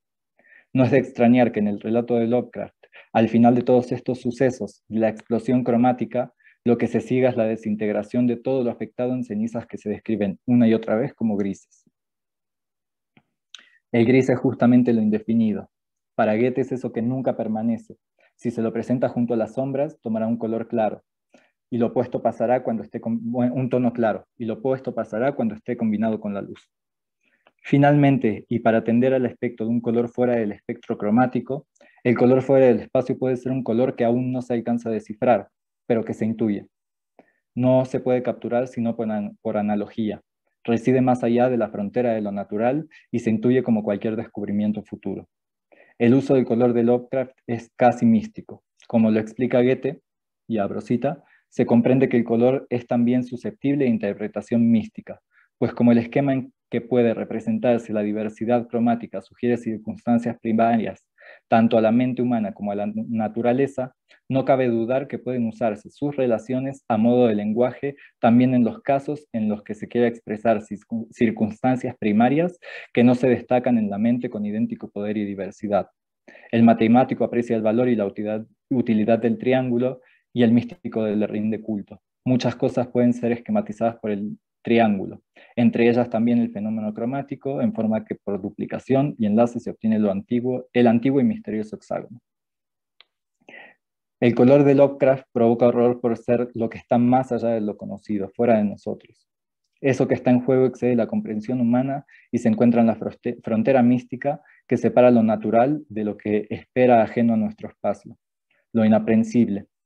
De la luz más brillante a la ceniza, el color fuera de este espacio y el horror del que nos habla Lovecraft es la muerte.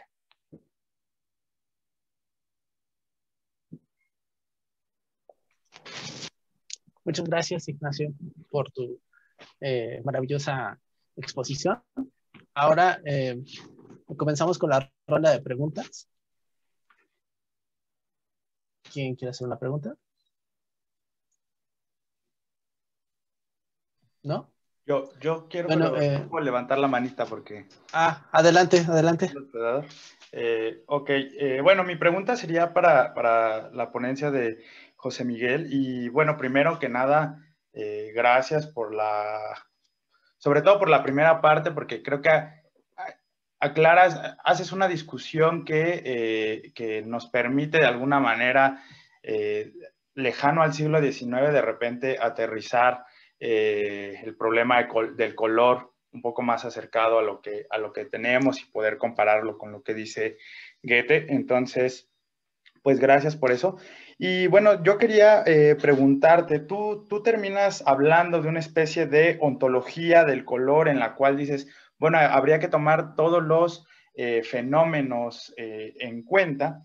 Y por un lado dices que, digamos, esta ontología del color involucra, o más bien, una concepción integral del color debería involucrar tanto una ontología como una epistemología. Y me preguntaba si, digamos, esta asunción integral del color, en tanto asume epistemología y ontología, también tendría que tomar en cuenta una deontología, por un lado, o más bien una ética, ¿no? Quizá, digamos, porque son dos fenómenos que casi siempre concluyen en esta tercera vía.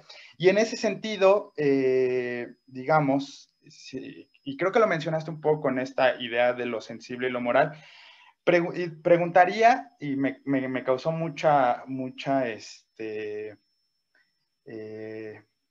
no sé, como mucha emoción, o no sé cómo describirlo, pero te preguntaría, tú en tu texto dices, hay desgracias estéticas, ¿no?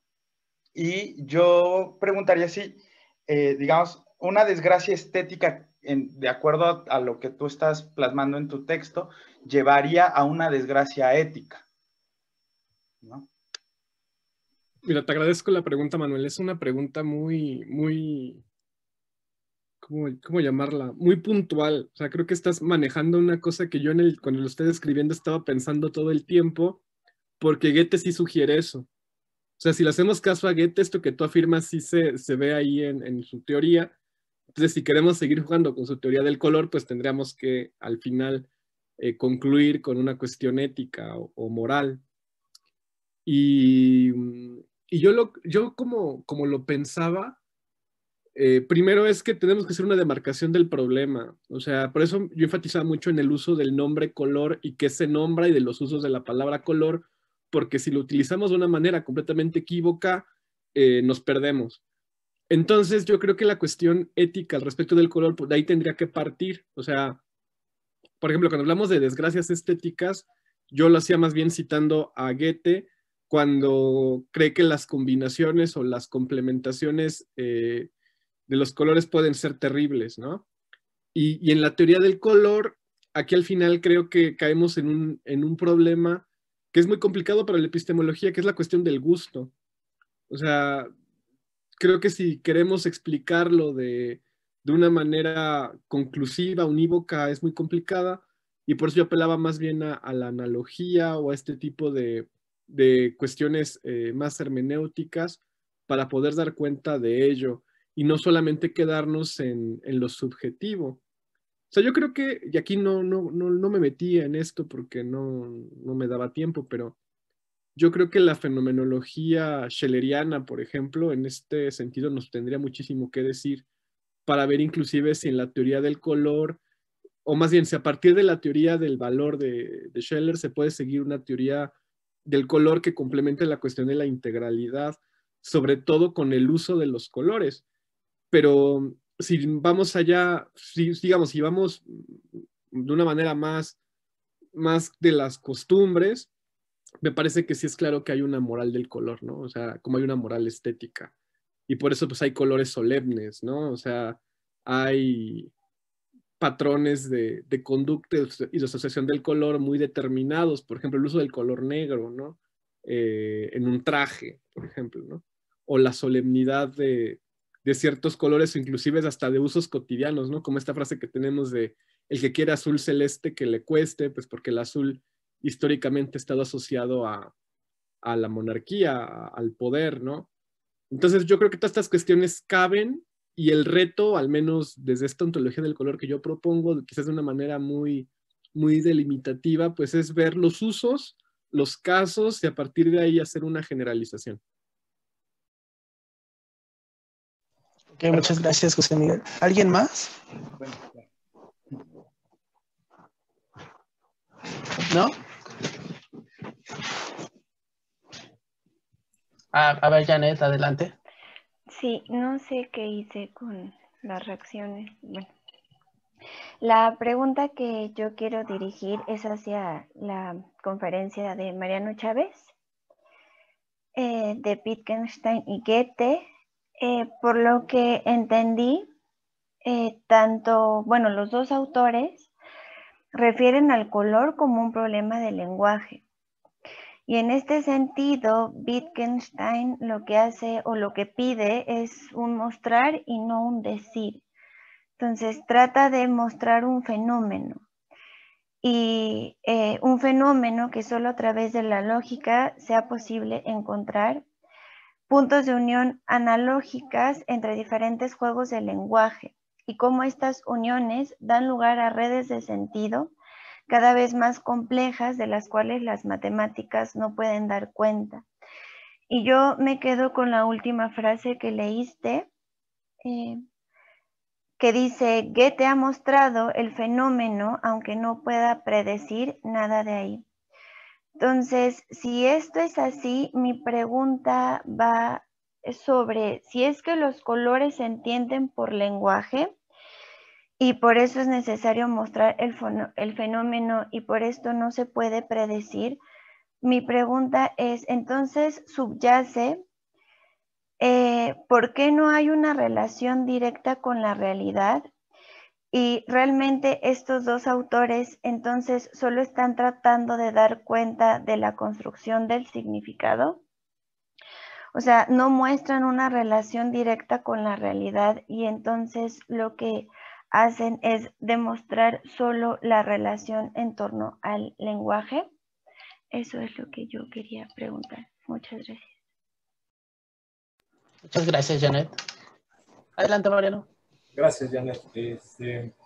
Sí, yo creo que lo primero que habría que señalar es, digamos, si bien Goethe no lo dice de forma directa o de forma clara, pero sí podríamos entender que hay una cierta noción de juegos de lenguaje, ¿no? en cada uno de ellos, y creo que por eso el punto de unión, o uno de los primeros puntos de unión entre Goethe y Wittgenstein es que se podría considerar como un problema de lenguaje, y sobre todo que su rechazo, tanto en Goethe como en Wittgenstein, hacia la concepción cientificista o reduccionista del mundo, que sería la que pondría por encima de cualquier explicación las matemáticas. Yo creo que ambos lo que están poniendo es una cierta lógica, y lo que hace, o la lectura de Wittgenstein sobre Goethe es que lo que hace Goethe es describir la lógica tal cual de los colores, ¿no? Entonces, en ese sentido, lo que tenemos es que el fenómeno cromático es un juego de lenguaje más, y como todo juego de lenguaje, lo que tenemos que hacer, o lo que tendríamos que hacer es mostrar la lógica de ese juego de lenguaje para entonces sí encontrar los, digamos, los puntos de unión. Y a mí me parece que tu pregunta es completamente cierta, ¿no? O sea, no hay, digamos, una relación directa con el mundo, por eso es que no podría ser, por eso es que Wittgenstein no está haciendo fenomenología, a pesar de que se está concentrando en el fenómeno, sino lo que está queriendo hacer es mostrar la lógica con la cual hablamos del mundo, o la lógica de los diferentes juegos y cómo estos juegos se unen uno con otro, ¿no? El caso que yo ponía del semáforo, ¿no? El daltónico, a pesar de que no distingue el verde y el rojo como el promedio de los individuos, puede manejar, ¿no? Puede conducir un vehículo. ¿Por qué? Porque de acuerdo con digamos, el daltónico, lo que distingue es que lo que nosotros vemos como verde, la luz verde, siempre está ubicada en el mismo punto, ¿no? Si el semáforo es más vertical, pues siempre estará el verde abajo. Si es horizontal, el verde estará del lado izquierdo, ¿no? Entonces, siempre es la misma ubicación. Entonces, lo que encontramos ahí es que hay una lógica del lenguaje, hay una lógica que, a pesar de que no distingue los colores, sí puede, digamos, encontrar una lógica y puede convivir de forma, pues, social, ¿no? Sin ningún problema, porque ambos juegos de lenguaje tienen un punto de unión en una misma lógica, ¿no? Entonces, efectivamente, yo creo que no están en el mundo, digamos, teniendo una relación directa con el mundo, porque ninguno de ellos está haciendo fenomenología, sino que está describiendo el fenómeno, que no necesariamente es hacer fenomenología. Gracias. Ok, muchas gracias, Mariano. Bueno, finalmente pasamos a la pregunta que va a realizar Alejandro a Ignacio. Adelante, Alejandro. Sí, muchas gracias. Bueno, Ignacio, perdón que no haya podido entrar desde temprano, desde el inicio de la conferencia, también estaba en una clase. Bueno, o sea, desde que me fijé que ibas a hacer una conferencia de este cuento de Lovecraft, a mí me fascina Lovecraft, me fascina este cuento en particular, o sea, esta idea justamente de un color que no es posible describir porque nunca se ha experimentado. Justamente me llama mucho a mí la atención. Justamente yo soy daltónico, ¿no? Entonces es una preocupación que de alguna manera pues tiene cierta... es una preocupación que sí tiene cierta presencia en mi vida, ¿no? No puedo decir que tenga mucha familiaridad con la teoría o sea, todavía, ¿no? Con la teoría de los colores, ¿no? De Goethe, ¿no? Pero me llama mucho la atención, ¿no? Esta especie de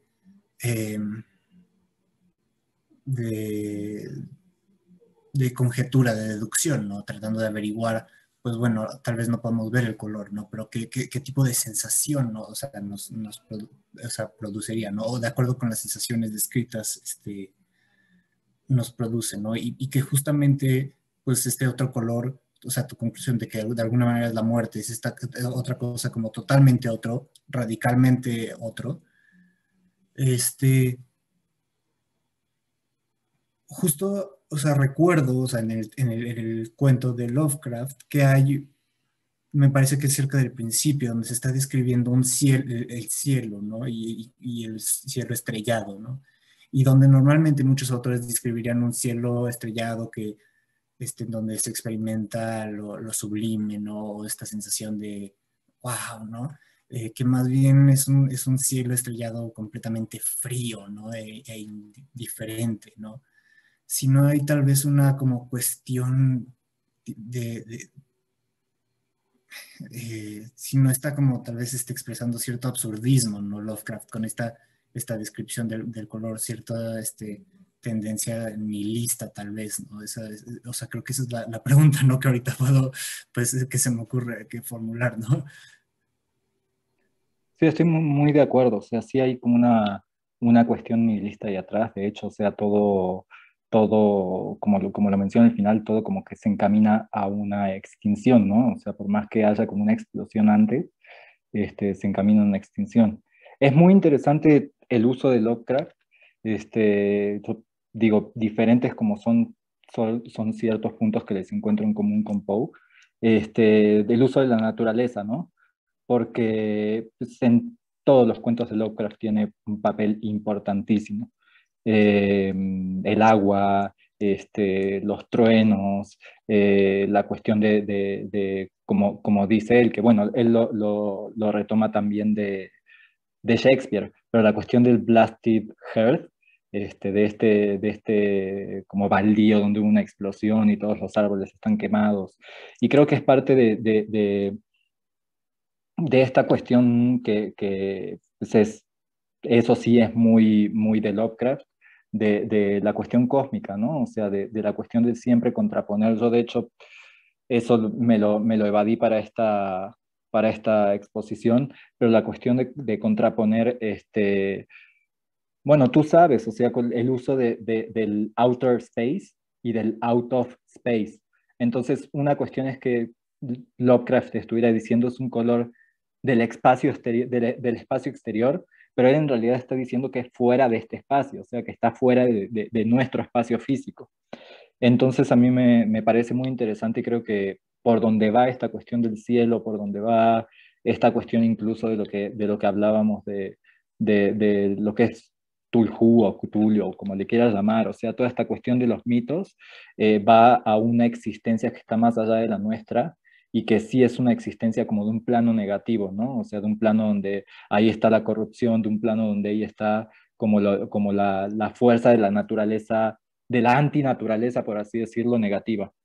Entonces sí creo que por ahí va todo el uso que hace de la naturaleza Lovecraft. Es incluso, digo, fuera de que es un recurso literario para meterte en un ambiente o en un momento y espacio físico que tiene que ver con el terror, creo que va o sea, en esta contraposición de la vida y de la muerte, de lo que está allá afuera, de los seres, de todo su panteón que son pura muerte, ¿no? O sea, y que cuando traen algo a la vida, pues lo traen también a morir y lo traen a sufrir y ahora me estoy tratando de acordar el título, pero el cuento del granero donde están creciendo a una entidad que sigue y sigue y sigue creciendo y es una familia y cuando explota el granero resulta que es uno de los hermanos, pero era hijo de una de estas entidades y es a lo que viene al mundo, toda la cuestión cósmica de Lovecraft que se contrapone con la naturaleza es pues esta cuestión de que trae muerte y viene a morir.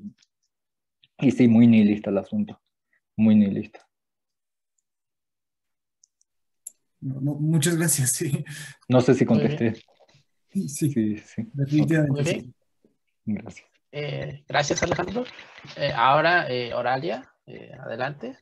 Bueno, al finalizarlo estas interesantes conferencias me quedan dos dudas. ¿Por qué a ti te hicieron la pregunta de que por qué hablabas de una exégesis hermenéutica sobre los colores de la teoría literaria y los demás estuvieron hablando? Es decir, lo consideraron ya como un hecho consumado y te preguntaron a ti como con mayor insistencia, ¿qué quiere decir?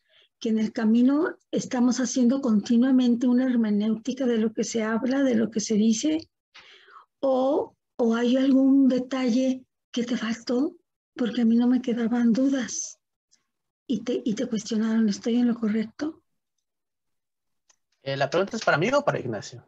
Yo digo que no, para ti cuando tú hablabas de la exégesis, sí. Ok, sí. Hermenéutica, y que alguien te cuestionó, yo quiero entender si porque al mismo tiempo que estamos en estas conferencias, en este nivel, seguimos haciendo la hermenéutica de lo que se está diciendo, porque los demás hablaron también de que Goethe hace una hermenéutica de la teoría del color y no me queda claro por qué te lo señalaron a ti así como puntual. Sí. Bueno, yo creo que primero va porque la persona que me hizo la pregunta pues no estaba presente en la clase, ¿no? De la teoría del color de Goethe. No tomó el curso. Y porque también estaba partiendo de una preconcepción muy gadameriana de lo que ya es la hermenéutica y que a mí me parece que es un poco distante o muy pretencioso querer acercarnos a Goethe desde el enfoque de Gadamer, porque bueno, yo no soy especialista en Gadamer, pero me parece que su concepción de hermenéutica ya presupone un montón de cosas que no están en Goethe, ¿no? No están en la teoría del color de Goethe y que necesitaríamos, pues, yo creo que forzar mucho el asunto para acercarnos con Gadamer a Goethe. Yo, como le respondí, o sea, la hermenéutica de Goethe es, o sea, se circunscribe pues a la noción más básica de hermenéutica que manejamos en filosofía, como es el ejercicio de realizar una interpretación de un texto a partir de unos ciertos presupuestos dados y que establecen un cierto esquema interpretativo. O sea, eso es como lo aporta la teoría de Goethe, la teoría del color de Goethe. Pero yo creo que es pues, porque no tomó la clase, no se familiarizó con el texto. Ok, muchas gracias. Bueno, y una segunda duda. También me parece que Sí. hay como un celo en Ibero sobre Kant. Es decir, cualquier cosa que se puede decir que es el contexto de su tiempo, el momento en el que él hablaba, claro, es un hombre actual y contemporáneo, pero bueno, no se le puede exigir la absolutez.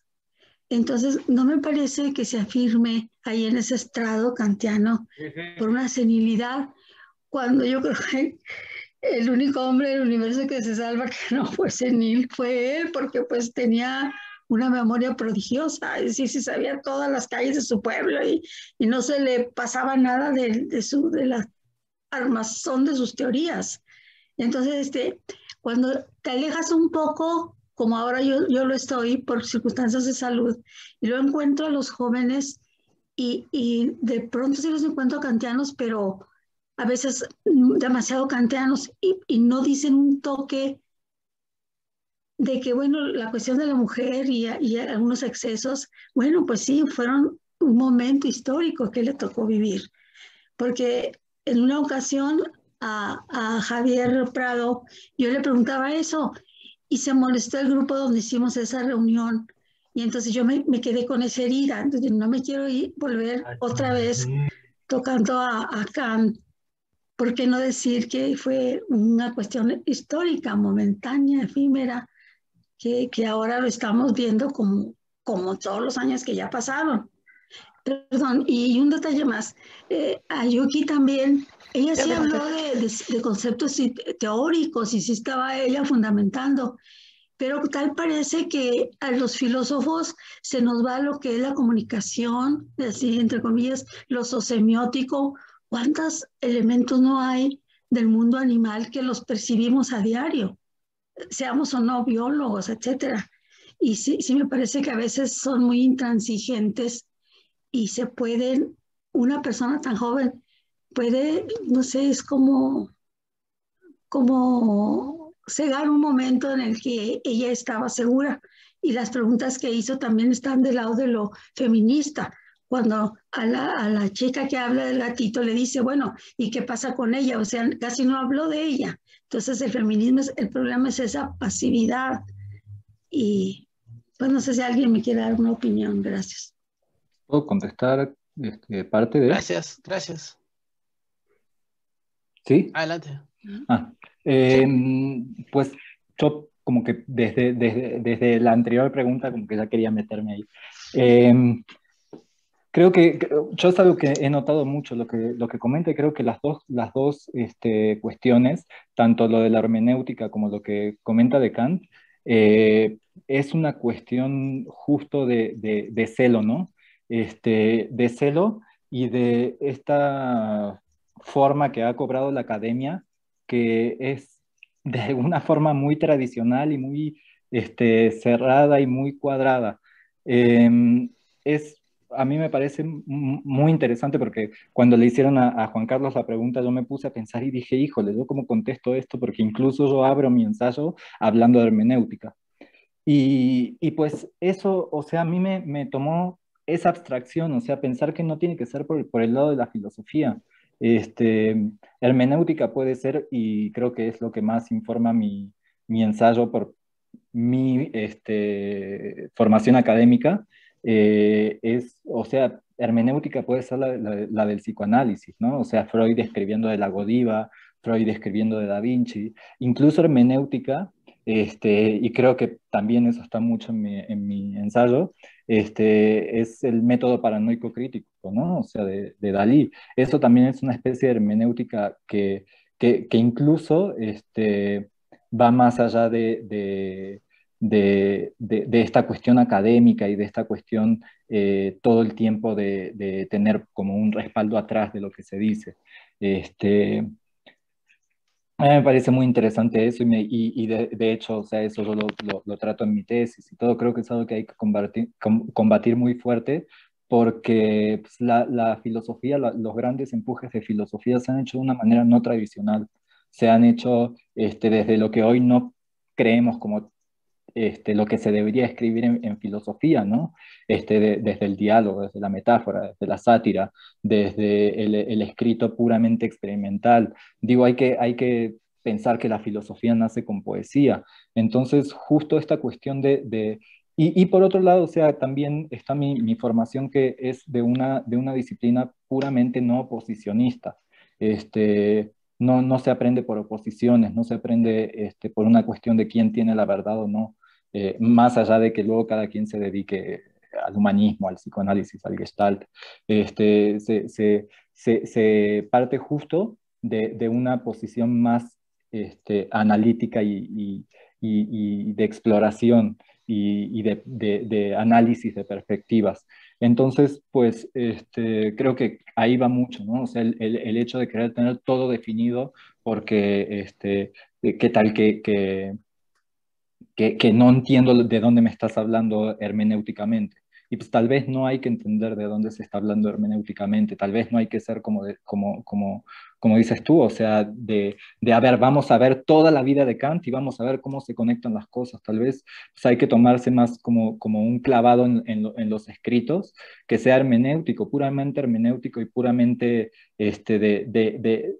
incluso diría, de autoexploración, que es lo que al final del día puede informar mucho más una posición filosófica que el saberse toda la vida de Kant o toda la vida de Descartes o, no sé, estar persiguiendo a Dussel por todas sus conferencias.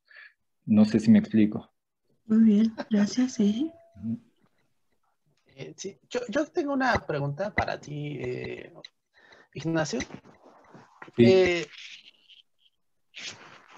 A mí me parece muy interesante la forma en la que tú usas a Lovecraft, no solamente como para hacer un análisis del color, sino porque de fondo estás diciendo, mira lo que pasa en Lovecraft, que tiene un trasfondo filosófico, porque nos está diciendo cómo sería el color en un escenario, en un mundo paralelo como los que postula Lovecraft, que bueno, si alguien ha visto algunas de las animaciones que se han hecho basadas en las obras de Lovecraft, son completamente distintas, ¿no? Las montañas rosas, el cielo verde, o sea, que es un ejercicio que disloca completamente la lógica racional, cientificista, de, claro, es que los pulpos, pues no, de 30 metros con tentáculos de 10 metros, pues no podrían volar, ¿no? Porque es imaginar el mundo y el color en esos mundos completamente distinto, ¿no? O sea, si te parece esa interpretación de Lovecraft, un mundo poblado por un color que horroriza, ¿no? Sí, pues Chendo, o sea, creo que más bien va como por el lado de por qué hacer ese análisis, ¿no? O de, si comprendí la pregunta es como por qué hacer ese análisis y por qué del lado de la literatura. Sí, estoy en lo correcto. O sea, tú es lo que estás poniendo a la filosofía en diálogo con otra cosa que no es filosofía. Bueno, sí, te voy a comentar. Bueno, como ya dije, psicología es mi primera carrera, filosofía, aunque es o sea, mi vida, es algo que yo estudié como maestría ya. Y por otro lado, yo antes de eso siempre había sido un apasionado de la literatura. Eh, fuerte, y muchas veces yo digo cuando hablo, incluso en coloquios y así, digo que mi problema, entre comillas, es que yo pasé la primera mitad de mi vida académica o los primeros 3/4 de mi vida académica desperdiciando el tiempo en leer literatura. Eh, pues la cuestión es que cuando es así, es como tu primer formación filosófica. O sea, El Señor de los Anillos es mi primera formación filosófica. El mensaje que hay atrás, y no formación filosófica, justo ahí quiero hacer la distinción, no académica, sino como decía, como ejercicio de autoexploración, como ejercicio de leer algo y hacer un ejercicio hermenéutico explorativo interior que deje algo. Y por otro lado, está eso, o sea, creciendo con literatura que, digo, yo no soy un experto ni un especialista, pero una cosa es leer, no sé, o sea, Coelho, no sé, me quedaría corto con ejemplos de material que puede ser un poco más burdo. Pero Tolkien, Borges, Cortázar, Shepard, autores que van más profundo, te ayuda a analizar esto, o sea, te ayuda como a sacar más tela a veces de un escrito literario que de un escrito filosófico, que muchas veces pues, está hecho pues está muy definido, pues, está con una posición muy definida, que muchas veces toca con lo dogmático, y pues algo que para mí siempre ha sido una verdad es que mientras, o sea, más uno hace literatura y la hace desde un centro de sinceridad y de una exploración verdadera, más pegado va a estar a la filosofía. Y mientras uno haga más filosofía de la misma forma, más pegado va a estar a la literatura. O sea, yo creo que la literatura como novela, la literatura como anécdota, o sea, está en una conexión muy profunda que justo tantear esos límites me parece muy interesante. Claro, sí.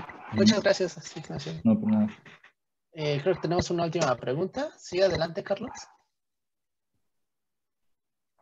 Bueno, ¿se escucha? Sí, sí, sí. Ok, me avisan si se escucha bien o se escucha con interferencia para repetir. No, sí, adelante, sí. Todos te escuchamos. Ok, perfecto. Primero que nada, gracias por la ponencia, o sea, de los tres ponentes. Y pensando en lo que han dicho ahorita y en lo que estaban hablando al comienzo, me hizo bastante ruido el primer ponente cuando al final de su conferencia, no recuerdo bien exactamente, pero sé que técnicamente me dirigió fue al Tratado de la Naturaleza de Hume, de cuando hablaba de las impresiones y de las ideas, más que todo esto. Y ya el segundo me dio, me dio fue como que una pregunta ahí de cuando habló de Wittgenstein y de la relación con Goethe en la teoría de los colores, lo cual me sorprendió bastante porque muy poco la he llegado a escuchar o a leer sobre el lenguaje y hasta qué punto Goethe se podría considerar, no sé si, no, quizás no lo intenta, pero cuando lo de la parte de la teoría, o si Goethe podría ser considerado un fenomenólogo cuando está escribiendo la teoría de los colores. Si se puede hablar así, no lo estoy tomando de forma vulgar, si Goethe puede ser tomado como un fenomenólogo al escribir la teoría de los colores. Y la última que se me está ocurriendo por aquí, que la tenía guardada hace un rato, es sobre el impacto que tuvo la teoría de los colores en su momento. no sé si la quieren responder los tres ponentes o hasta tú, Juan Carlos, de hasta qué punto la teoría de los colores de Goethe es válida y si todavía si hay uno que otro efecto, sabiendo en la época el contexto en que se realizó y que claro, quizás una que otra parte de la obra ya esté desactualizada y tenga que actualizarse, pero no sé si cualquiera de los ponentes quiera comentar hasta qué punto Goethe podría ser tomado como un fenomenólogo en la teoría de los colores y si su teoría sigue siendo actual. Ah, y bueno, la parte de la teoría. No recuerdo bien que dijo que Goethe en la teoría no era, no sé si fue el segundo ponente, que dijo que la teoría no era teoría porque no pretendía era predecir. Y hasta donde, o al menos eso recuerdo, después me van a corregir cuando vaya a terminar, que va a ser ahorita. Porque que yo sepa, cuando he leído la teoría de los colores de Goethe, él mismo creo que se distancia un poco de querer predecir lo que vaya a ir pasando a lo largo de la obra y que si algo es así, es así. Más o menos eso es lo que yo entendí. Sí, si quieres, bueno, yo te respondo lo de si Goethe es un fenomenólogo del color. Yo creo que sí, porque Goethe renuncia completamente a realizar un planteamiento epistemológico de la naturaleza del color, porque ello lo llevaría a emparejarse con las teorías newtonianas, mecanicistas, que conciben al color como simplemente como una simple refracción de la luz. Y sí, en el fondo, lo que Goethe está tratando de hacer es plantear cómo se nos presenta la naturaleza del color a través de la categoría de relación, donde ya no solamente es luz y oscuridad, sino la relación, o sea, la necesaria conjunción y todos los productos que se derivan de ahí para conocer completamente la naturaleza de los colores. En mi caso, yo diría que sí, sí es un fenomenólogo del color. Y bueno, respecto a la parte de Wittgenstein, no sé si Mariano se encuentra todavía por aquí, quiera responder. Sí, aquí estoy, Juan Carlos. Sí, gracias por la adelante, pregunta. Mariano. Mira, en cuanto a si es fenomenólogo, yo creo que tiene un enfoque, digamos, fenomenológico. Sin embargo, o sea, sí, de hecho lo mencioné, pero no hice énfasis, pero no hace fenomenología, ¿no? O sea, esa es la gran diferencia, porque creo que el abordaje o la metodología que utiliza para hablar de los colores no es completamente una fenomenología. Y pensemos en Husserl y la epogea y todas estas cuestiones, ¿no? Entonces, no hay como tal una suspensión, digamos, del mundo en ese sentido, sino que sí tiene un enfoque fenomenológico, pero no hace fenomenología, ¿no? Entonces sí es como importante señalar eso. Y en cuanto a que la teoría, ¿no? De si predice, que no predice, ¿no? Por supuesto, él no está queriendo predecir, de hecho, por eso se separa, ¿no? Del enfoque newtoniano.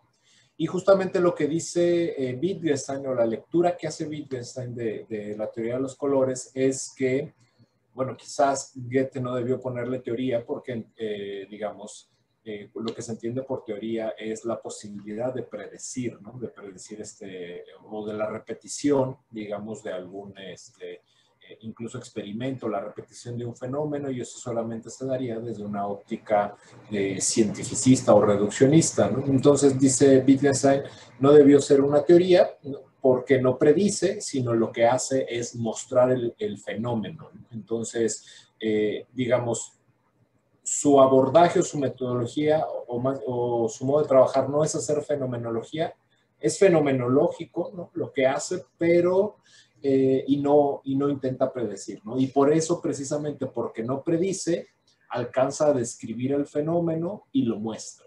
Entonces, lo que hace Goethe es mostrar la lógica del fenómeno cromático, que sería mostrar la lógica del juego de lenguaje que es el color. Entonces, que va más allá de las matemáticas, ¿no? Creo que incluso desde este punto de vista las matemáticas serían un juego de lenguaje más, ¿no? Por eso lo interesante o el punto principal sería descubrir la lógica que hay detrás de cada uno de los juegos del lenguaje, y a eso se dedica tanto Goethe como Wittgenstein. Yo puedo responder la parte de si todavía es vigente, si quieren. Sí, claro, adelante. Claro. Yo esto lo comentaba muchas veces en la clase que tuvimos. Yo creo que todavía es muy vigente. con sus excepciones en ciertas cosas, pero a diferencia de muchos experimentos naturales y sociales de hoy en día, los de Goethe todavía son completamente replicables. Este, Goethe está hablando en la parte que habla de la psicología del color, por así decirlo, aunque él no habla no dice esa palabra, pues todavía muchos de sus conceptos se usan hoy en día, ¿no? O sea, en psicología del color, y es cosa que aprende la gente en escuelas de diseño. Pagan por aprender lo que nosotros pudimos leer en un libro de Goethe, ¿no? Pero, pues, esta cuestión de que el verde es armonía, yo lo mencionaba en mi ensayo, y pues esta cuestión, o sea, todavía sigue existiendo. Cuando uno va a los hospitales, o sea, el segundo color después del blanco es el verde. Cuando uno va a las cadenas de comida rápida, pues es rojo y amarillo, ¿no? O sea, en las que quieren que compres, comas rápido y salgas corriendo, están pintadas de colores así. Todavía incluso en la clase muchas veces a mí me daba risa porque repetíamos mucho esta frase muy espantados de que los colores oscuros, los negros son para gente sobria e intelectual, y los colores brillantes y vivaces son para los niños y los salvajes, ¿no? Y digo, con su salvedad de que tenemos que pensar en qué momento histórico se está hablando, hoy en día, con nuestro vocabulario un poco más inclusivo, refinado, pues los pueblos aborígenes, los pueblos que todavía siguen existiendo, no sé, los Huixcaritas, los nahuas, todavía siguen usando colores muy brillantes. Cuando uno quiere pintar el cuarto del niño, ¿no? O sea, usa colores que están más en lo brillante que en lo sobrio, azules súper primarios, rosas así muy brillantes. Hay hoy en día un cambio de paradigma en eso, y esto es una cuestión para una conversación posterior, pero creo que el cambio de paradigma de que los niños cada vez estén usando colores más oscuros tiene que ver con una imprimación que están haciendo los padres sobre los hijos, que lleva como a un crecimiento acelerado, a unas decisiones muy aceleradas en torno a sexualidad y en torno a muchas cosas del niño.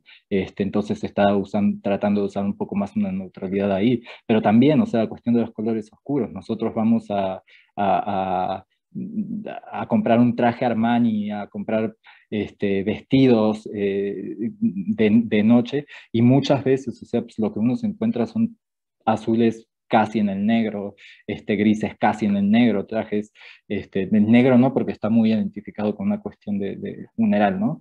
Pero los trajes son oscuros. Cuando uno ve un traje claro, pues lo relaciona con otras cosas, no sé, Scarface usaba un traje así brillante de color, ¿no? O sea, se relaciona ya con otro tipo de, de, de actividad y de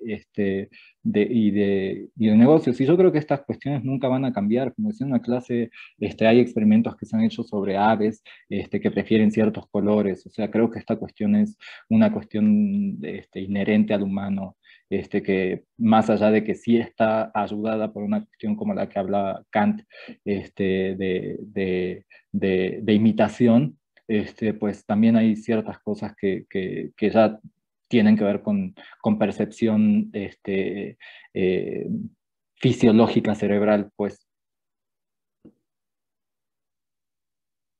Pero, o sea, yo creo que todavía sí, por las cuestiones que Goethe está proponiendo, hay muchas cuestiones que todavía se siguen leyendo en libros de diseño y que siguen funcionando perfectamente cuando uno propone o tiene espacios que tiene que pintar, o objetos o cuestiones así. Sí, sí, no, gracias por la respuesta, porque la verdad me ayuda mucho. En los últimos tiempos he visto que, no sé, más que todo, no sé, de repente un amigo me dijo porque la editorial Atlanta, o era Atalanta, no recuerdo el nombre bien, quizás, que había publicado un libro de un señor por allí que hablaba de la teoría del color de Goethe, o el Goethe científico, y básicamente lo contraponen con Newton, y bueno, con sus deficiencias y puntos buenos, quería preguntar eso porque me hace bastante ruido. más que el Goethe poeta y el filosófico, el Goethe científico me interesa muchísimo. Y como dije, pues veo cada vez menos en personas que se hayan dedicado a por lo menos dedicarle un ensayo o unos 15 minutos a hablar del tema y agradezco mucho que lo hayan hecho ustedes. De Bueno, hay hecho, que, también sí, diga, diga. perdón, hay que pensar, o sea, hablando del Goethe científico, o sea, hay que abstraerlo un poco de su teoría del color, ¿no? Que es de alguna forma lo más subjetivo que tiene, porque pues sus estudios de las plantas, aunque luego van a esto de la primera planta y demás, pues son unos estudios muy científicos, no hay que acordarse, no hay que olvidarse, perdón, que Goethe descubre un hueso nuevo en el cuerpo después de como creo que 100 o 200 años que no había habido descubrimientos nuevos. Descubre un hueso, si no me equivoco, es en el paladar, un hueso, o sea, descubre que está dividido en dos partes. O sea, sí, sí tiene un espíritu impresionantemente científico, Goethe. Nada más que pues, hay una contraposición ahí que a él se le hace muy clara y que cuando uno lee Fausto, por ejemplo, o sea, pues, la contraposición ahí está y es sumamente claro cuál es el conflicto en Goethe. Claro, por eso mismo fue que no lo nombré, pero qué bueno que lo dijiste. Justamente hay su libro, creo que era así, La metamorfosis de las plantas. Bueno, es maravilloso, pues eso mismo reitero y gracias por la respuesta de verdad, que cada vez más personas se están interesando por el Goethe científico y claro, ir separando poco a poco lo que fue y lo que no fue. Y bueno, ya la dejo así porque lo otro era que si referente a Kant y otros temas que han tocado más temprano, pero dejo la cosa aquí sentada porque creo que ya se ha dicho bastante pues, por mi parte, pues. Pero sí les agradezco mucho la charla. Ok, muchas gracias, Carlos. Bueno, de esta forma damos por concluido nuestro coloquio de idealismo alemán. Les agradecemos a todos su presencia. No sé si el doctor Mendiola quiera decirnos algo. A ver, pues cerrar repitiendo las gracias con las que comencé y que cada año tengo que hacerlo. Muchas gracias a María Luisa, a Héctor Romero, que vi que estaba por aquí, que le tenemos que agradecer que nos haya ayudado con el cartel y que lo haya hecho. Muchas gracias, Héctor. A Luis Héctor, que estuvo detrás de todo esto, a Manuel Trejo, que ahora nos estuvo ayudando mucho, y por supuesto, bueno, a Francisco Castro, que vino en la mañana, y por supuesto a todos los que vinieron a acompañarnos y a ustedes que aceptaron participar y que trabajaron para esto. Muchas gracias y que estén muy bien. Hasta luego. Muchas gracias. Gracias a ti, Carlos, por organizarlo. Muchas gracias a ti. Hasta luego. A todos. Hasta luego.